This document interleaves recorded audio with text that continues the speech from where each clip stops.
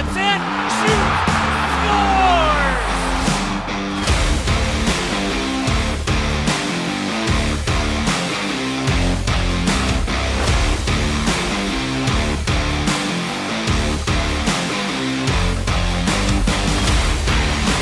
The ice, through the rear yard, scores! Shoots, scores! The sellout crowd comes alive. Hello and welcome to Gulls All Access. I'm your host, Andy Zilch. Gulls veteran forward and fan favorite Chase DeLeo returns to the organization this season, but now appointed captain. Dating back to 2018, DeLeo ranks in the top 10 all-time for San Diego in goals and games played. After spending last season with the Utica Comets, the forward returned to San Diego, but an early injury has kept Chase sidelined for most of the season. DeLeo returned to the lineup on February 18th and has been playing inspired hockey and providing the squad some veteran leadership. I sat down with Chase to discuss his return with the Gulls and what it means to wear the C for the team. Forward, Chase DeLeo. The puck is glued to his stick and he's got a shot. Shorthanded, Sherwood to DeLeo, scores! The Strung will not get loose, DeLeo breaks it in, scores! We're happy to welcome to the show Chase DeLeo. Chase, thanks a lot for joining us, and it's good to finally have you on here after several years with the organization. But I want to talk about your childhood first and just your introduction to the sport of hockey and how you got in the swing of things. I grew up playing roller hockey. I think it's pretty familiar with a lot of guys that kind of grew up in the same situation as me. Roller tournaments in the summers and a couple of games during the week, but that slowly kind of transitioned into ice, and I actually started out playing goalie. I loved Jiggy, J.S. Jiguer. I was a big fan of him. I wanted to be a goalie. A lot of hours at the rink. Took full dedication from my parents. If I wasn't at school, I was pretty much at either Westminster Ice or Lakewood Ice, so it was never ending and kind of just kept it going. What pulled you out of the net? Honestly, Garamond. Garamond was a Russian goalie coach at the time, and I couldn't really understand him a whole bunch, and he was just screaming at me pretty much every session. So, and it didn't help that I was below the crossbar. So it was a pretty easy decision, I think, to kind of transform into becoming a player and a goal scorer. What was it like back when you were younger, just playing hockey in Southern California? And I'm sure when you dipped out of SoCal, was there people like, oh, you're from SoCal, you're probably not that good? Like, did you get that? Yeah, no, 100%. I even think that followed me pretty much my whole career. Is kind of frowned upon as a California guy, maybe a little cocky or arrogant or whatever. But, it's just kind of backwards. I've had to work that much harder. My parents had to sacrifice that much more for me. I think my mom almost got arrested for so many truancies of signing me out of school, to go fly on Thursday to a tournament, whether it was in Michigan, Colorado, Texas. As a kid, you don't really realize how much not only yourself, but your parents give up and sacrifice for you. It taught me to obviously not only worry about myself, but take pride in my family, obviously sacrificing so much time and doing so much for me. Are you amazed at how far hockey has come in Southern California? I mean, Great Park Ice is a prime example, a 4-sheet arena. Could you ever imagine something like that when you were growing up? Yeah, no, it's amazing. And I think year after year, whether I was in Portland playing in the Western Hockey League at 16 years old, and I'd come home in the summers, just the talent and the coaching staff now that the youth have in California is unreal. And it's great to see that competition, and it's fun going to the rink and seeing little kids around and doing what we did, private lessons and toe drags around cones, and it's something that I keep doing every day, still coming to the rink. And I'm a little bit older, but it's pretty much the same thing, just a new spot. You talked about your parents being tremendous supporters, but was there anybody who influenced you as a kid to kind of keep you trucking along, and maybe somebody that you recall could have been a coach or maybe another player? I think the biggest thing that I learned is when I turned 16, Travis Green was my coach in Portland, and he kind of pulled me aside, and he made it very clear that nothing was ever going to be given to me. I had to earn every single thing from here on out, and that was just the expectation level. So that's something that kind of stuck with me ever since then, and it's day in and day out. It's just one of those things to where Everything is earned, and that's just kind of always been part of my career. What was the decision between going to Portland versus college? Yeah, it wasn't an easy one. Like I said, especially from California. My parents don't have a hockey sport background. Some kids get pressured one way or another by their parents, but for me, it was they kind of all left it up to me, which was awesome. I'm grateful for that. And it was one of those things to where I went up to Portland. Matt Bardsley was the head scout at the time. He took me and my parents out for dinner and for breakfast, and I got to participate in camp with them and see Ryan Johansson and Nino Niederreiter and Sven Barchi, Ty Ratty, all these guys, that have already played World Juniors, went on, got drafted to the NHL, and now NHL superstars. So it kind of made my decision pretty easy at that point when I got up there and got to see everything firsthand, and I wanted to get to the NHL as fast as possible. And you did your first year, you played with the Winnipeg Jets. It's quite an achievement too to jump right to the NHL. What do you remember about your first NHL game? It was not only the NHL games, but just being pro for the first time. You learn a lot. I don't think we won very many games that year. I think we were dead last, and you got to lose before you learn how to win. And I hated losing. It was a good first year for me because I never wanted to go through that ever again. It was miserable, and just trying to learn as much as possible and be a sponge, and it's all mental. A lot of this game is mental, and that's something you learn with experience. Playing in the NHL is the best thing in the world. It's what we all worked for. It's what we all dreamed for as little kids, and to be able to do that, even though it was only, I think, 4 minutes or 5 minutes of ice time, it's 4 more than I ever had before. So it's tough to complain, and I'm sure I would have liked to have more of an opportunity in Winnipeg. I think I put up 20 goals my first year as a 19-year-old, and would have liked to have been rewarded a little bit more. But that being said, the Winnipeg Jets were an unbelievable team while I was there, and there wasn't much room for me. So I knew that I was going to have to work for every single opportunity, just like Travis Green told me when I was 16 years old.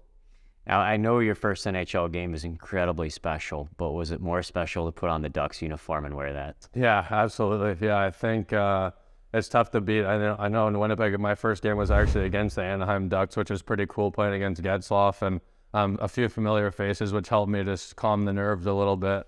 I was familiar with skating with those guys in the offseason here at Anaheim Ice, and but yeah, obviously, first time playing for your childhood team. Yeah, definitely putting on the Ducks jersey for the first time, and just seeing my last name actually on the jersey was pretty special. We go now from discussing an organizational veteran in forward Chase DeLeo to looking at a future Duck in Pavel Mintyukov.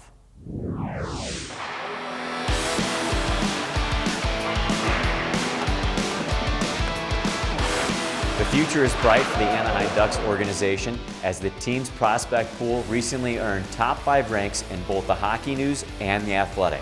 You look at what this organization has been able to do, not just identify, but draft and develop. It is an elite crop of prospects that this Anaheim Ducks team can boast, and this team is the envy of the NHL. Today we start our prospect profiles, a look at some of those highly ranked prospects with Anaheim's recent first-round selection, Pavel Mintyukov.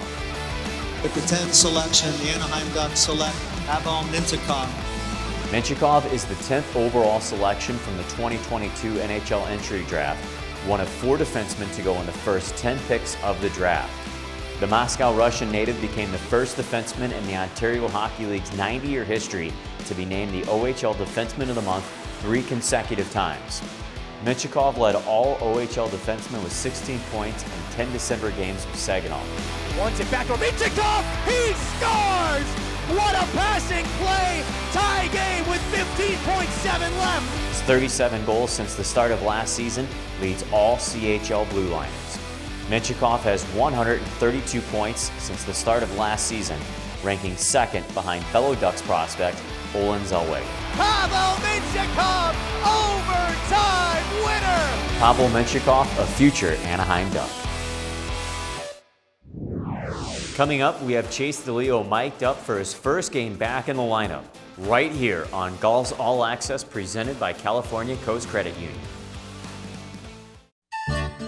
Celebrate St. Patrick's Day with the Gulls on March 11th when they battle the Henderson Silver Knights at 7 p.m. Come early for a St. Patrick's Day themed tailgate with Irish dancers, music, great food, and green beer specials starting at 5 p.m. The first 7,000 fans in attendance will receive a St. Patrick's Day themed reversible bucket hat. Get your tickets now by scanning the QR code or visit sandiegogulls.com/promotions. Now Chase DeLeo takes you on the ice for his first game back since the injury on this edition of Gulls Mic'd Up. Let's go, baby. Yeah, let's go, boys. Let's go. Come on, Black.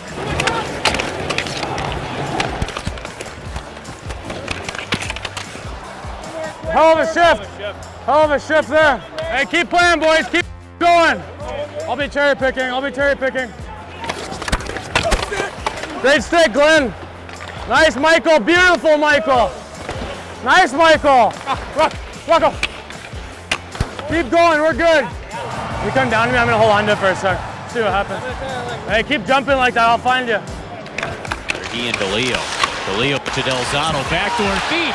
Grimaldi scores! Let's go!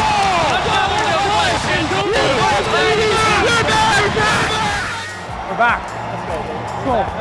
Hey, hard plays, boys. Hard plays. Reload. Heavy, boys. Heavy. Head away, Jersey. Keep going. Hey, shut these guys up. Get him, Jersey. That's it, Uncle. That boy. Okay, so you guys are gonna kill 2. Instigator or no? Just the fights. No instigator. He said no instigator. He knew it was coming, so. Just a 2 for a rough. Yeah, I know. We'll take it. That's why I wasn't gonna argue him. We'll take the 2. Get back. You're good. Get back. Hey, watch our sticks here. Watch our sticks, man. Watch our sticks. Nice. Oh, try it again. Do it again. Hey, really nice, Midge. Really nice. Yes, sir. It's been a busy couple of months between All-Star Weekend and numerous theme nights. We go back and look at some of the recent developments from the organization and the fun that we've had. The Gulls held their first ever disco night on January 28th. It was a groovy evening that featured a pregame tailgate, a disco-themed beach towel giveaway, a specialty jersey, and even an intermission disco dance party on the ice. Dostal kicked off February with an outstanding performance in the 2023 AHL All-Star Classic. Opportunity for the Atlantic, and Dostal is coming up with some highlight reel stops. Dostal impressed in the Skills Challenge Night 1 and led the Pacific Division to its first ever win in the All-Star Classic game.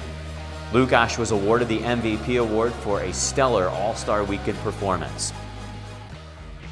On February 10th, the Gulls held their annual Pink in the Rink night, a night dedicated to promote women's health initiatives, cancer research, and awareness.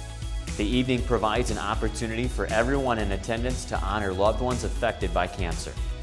On the ice, the Gulls and Coachella Valley Firebirds battled in a close one that went to overtime, where Rocco Grimaldi sealed the game with a game-winning goal just 34 seconds into overtime. His pass kind of given up. Grimaldi fights it on net. Scores! Rocco Grimaldi, the OT hero. The Gulls held a fan-favorite Star Wars night on February 18th. The evening featured a pregame tailgate and an opportunity to engage with the characters from the films. A lightsaber battle and fan costume contest highlighted an evening that was out of this world. Lastly, the Gulls recently acquired forward Josiah Slavin from the Chicago Blackhawks in a trade that sends Hunter Drew to Chicago. Selected by Chicago in the 7th round of the 2018 NHL entry draft, Slavin has recorded 50 points in 150 career AHL games with Rockford. Hunter Drew appeared in 2 NHL games with Anaheim and 170 career AHL games with San Diego. Known for his aggressive style of play, a quick slap shot, and enforcer personality, Hunter has been a staple in the locker room the past few seasons. Drew set single-season AHL career highs in points, goals, assists, power play goals, and appearances last season. Hunter Drew into the zone, shoots, scores!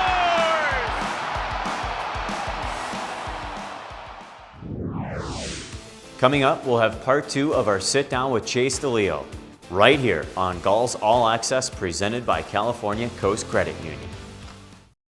The Gulls Bowling Night is back. Join your favorite Gulls players on Sunday, March 12th from 6 p.m. to 9 p.m. at Mira Mesa Lanes for a night filled with fun, raffles, and friendly competition. All proceeds benefit the San Diego Gulls Foundation. Don't wait, spots are limited and filling up fast. For more information, scan the QR code or visit sandiegogulls.com/bowling.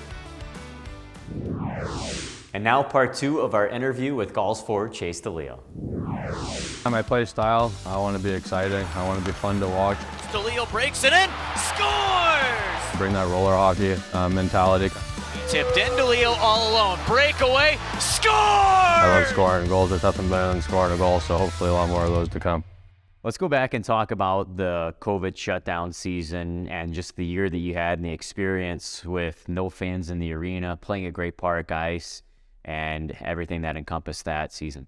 I think of how many negatives came from COVID. I think that was a positive year, not only for myself, but for the group that we had in San Diego. And being able to play at Irvine, we just found a way to adapt. At the end of the day, we were so blessed and fortunate to be able to go to work every day and still do what we love when so many people had that taken away, So I think it just was a switch of mindset for not only myself, but just the group that we had of how cool it was.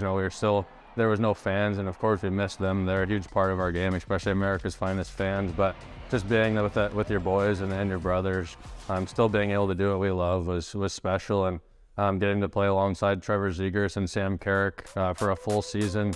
We were lights out. It was so much fun every single game, and just playing at another level. It made the game feel super easy, and it's disappointing. We would have liked to have gone even further, but I still learned a lot from that group and took it on and just kept the momentum going on to the next season. You talked a little bit about Zegras. What was it like skating with him in his first pro year? Yeah, it was awesome.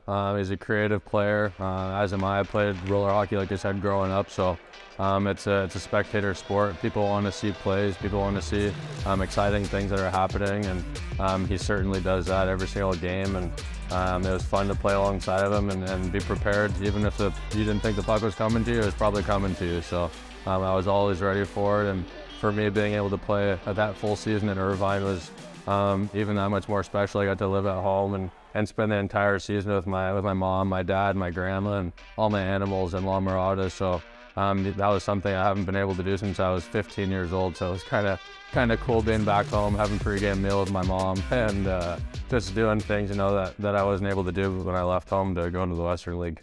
Last season, you left for the Devils organization. You spent the majority of your time with Utica, their AHL team. I just want to get your impressions of how things went for you last season under a familiar name, Kevin Anid. Yeah. I didn't leave San Diego to go to Utica. I left San Diego to hopefully get an opportunity to play in the National Hockey League.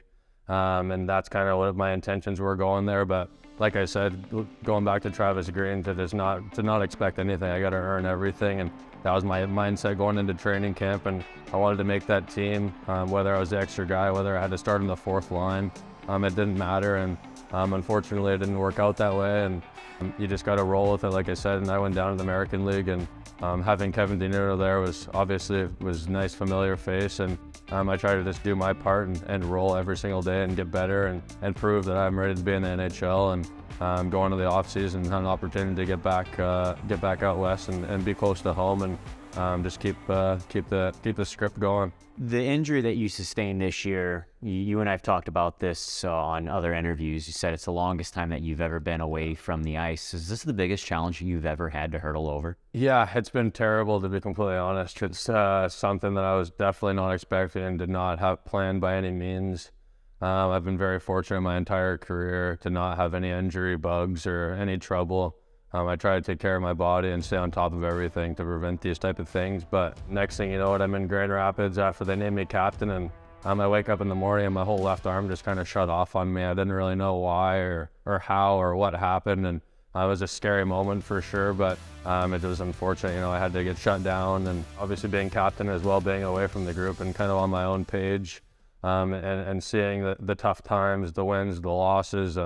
That's the best part of the season, is being in the trenches, the ups and downs of the boys, and I'm happy to be back. You get something taken away from you, and that privilege of being back, and just honored to lead this group. Coming back this season, you're able to wear the C on the chest, so just what is that like when you hit the ice and you're captaining the San Diego Gulls? Yeah, I know wearing the C is an absolute privilege. I think it was pretty cool that it was a player vote as well, that the boys kind of thought that I'd be a good one to lead the charge. And obviously being here before with guys like Jacob Magna and Sam Carrick and these guys, you learn so much from them, and you hope you just keep that tradition. Hopefully the young guys follow. Like I said, be vocal when I need to, but just let my work ethic do the talking for me. Well, we'll dip into the personal life a little bit, and you talked about the farm, and we revisited the farm, back in the COVID time, and you took us around on a tour. But just go through what kind of animals that you have on the farm, and I know you got some dogs too and cats. Yeah, well, I'll start off. I think we have 12 dogs now. We lost a couple along the way just due to old age, which sucks. I have 2 donkeys, 27-year-old Hansel, he's still around. He was in the arena at Great Park as a cutout during that COVID year, supporting the boys, cheering us on. I got 4 pigs. I recently got a pig for my birthday. She's a Cooney. Her name's Ophelia. She actually lived in my room for a month or 2, fully potty trained, no accidents. Yeah, we have 5 cats, rabbit, military macaw, who I'm gonna have until I'm 75 years old, which is a pretty big commitment. And it's always something at home. Like I said, though, it's taught me a lot of responsibility to go out there filling up water buckets or picking up poop, and I honestly do believe it builds character. I never really understood that when I was younger. I think I probably could have helped out a little bit more than I did, but I know I was at the rink majority of my life. But having that opportunity ever since the COVID year to be around more and kind of be just a farmhand to my parents. They have a lot on their plate, obviously going to work every day, running the company. So not only am I helping them out, I'm helping myself out by doing it. I love being out there. That's kind of my safe haven, my detachment from the real world, and just being out there with them is nice, peace of mind and a good reset for me. That'll do it for this show. For the cast and crew, my name is Andy Zilch. Thanks a lot for watching Gulls All Access.